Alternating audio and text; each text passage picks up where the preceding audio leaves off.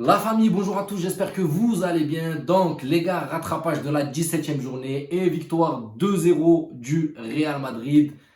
Un bangers de Asensio du pied gauche. Les gars, vous connaissez Asensio, dès qu'il a juste du pied gauche et qu'il est en bonne position, à 80% ça fait mouche. Et là les gars, ça a fait mouche et d'une manière magnifique. Le deuxième but, c'est Vinicius qui s'est tapé un sprint, qui a fumé tout le monde de vitesse et qui a ajusté du pied droit dans l'angle. Un beau but, deux beaux buts d'ailleurs du Real Madrid. Une victoire totalement méritée.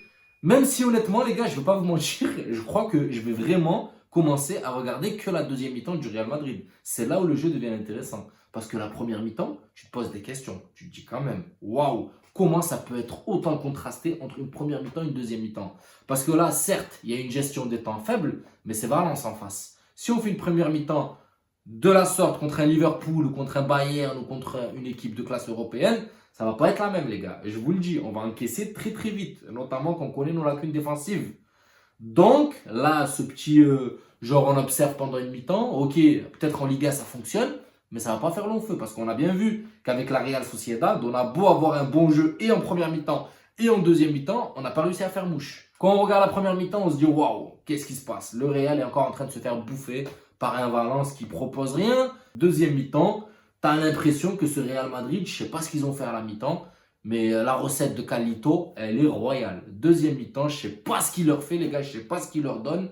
Les mecs, ils reviennent en pompe. Quand vous regardez la première mi-temps de Vinicius et la deuxième mi-temps de Vinicius, même s'il y a le but qui déclenche, qui débride un peu le mental, mais c'est le jour et la nuit. Tu comprends rien. Première mi-temps, il faisait que des pertes de balles.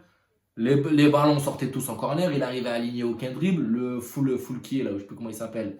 Il le maintenait. Deuxième mi-temps, il l'a mis dans le vent. Il arrivait à rien bloquer Foulquier. Vinicius, il s'amusait avec lui.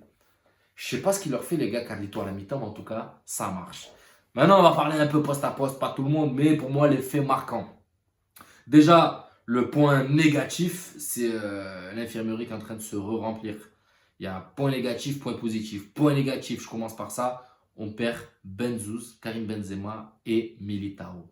Deux cadres, les gars de l'équipe, on les perd. Et là, on s'approche de Liverpool à grands pas. Donc, ça sent pas bon. J'espère que c'est que des coups et que les mecs vont être là et vont être ops pour la suite.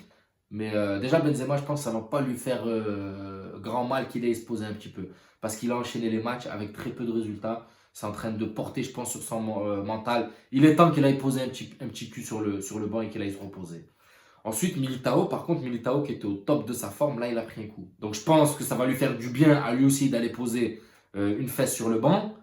Mais par contre, lui, c'est un cador de chez Cador. On en a vraiment besoin. Maintenant, les gars, je vais faire le tour à tour, comme j'ai dit. Et j'ai envie de commencer par Kamavinga. Kamavinga, ce que j'aime, les gars, par rapport à Mendy, vous me direz si je me trompe dans les commentaires, c'est qu'il propose toujours quelque chose, une solution à Vinicius. Vini, il a toujours un point d'appui, un relais ou Kamavinga qui le dédouble. Et ça, c'est des actions qu'on ne voyait pas trop avec Mendy. Mendy le faisait une, voire deux fois par match. Sinon, il était toujours concentré sur sa défense. Alors que Kamavinga, les premiers matchs, défensivement, ça faisait peur parce que les gars, c'est pas un défenseur, c'est un milieu central. Le deuxième match, tu vois qu'il y a une progression, même défensivement. Tu dis, ah, c'est bon, il commence à prendre un peu ses repères défensivement. Là, il a fait très peu d'erreurs défensives, même s'il y en a. Les gars, faut pas oublier que le mec, c'est un milieu central de base. Mais défensivement, il fait une erreur. Donc, tu vois sa faculté à s'adapter très vite et il le fait très bien. Et là, j'ai l'impression que sa bride que je disais là, elle est en train de sauter au fur et à mesure parce que tu vois qu'il joue décomplexé. Pourquoi? Parce que peut-être qu'il est assuré d'avoir du temps de jeu et que ça le met en confiance. Et j'ai l'impression que c'est clairement ça, que là le mec il joue décomplexé. Il est là, il combine avec Vini. Dès qu'il se sent chaud, il perce, il casse les lignes les unes après les autres. Et c'est très très intéressant les gars. Kamavinga, moi je vous le dis, joueur à surveiller parce que là ce côté gauche il est actif. Maintenant j'en arrive à Ceballos les gars. Il est monstrueux. C'est tout ce que j'ai à dire, les gars. Il est monstrueux. Il fait ce qu'on lui demande. Il est acharné sur le ballon. Il oriente le jeu d'une manière mais magnifique. Il a cette technicité, cette facilité d'éliminer. C'est élégant. Il a une élégance balle au pied. Non, franchement, les gars, moi, c'est Bayer. Je suis en train de tomber amoureux. Je vous dis la vérité. Je comprends pas que footballistiquement, les gars, on ait flairé ça que l'année dernière où on a commencé à avoir des prémices d'un bon Ceballos.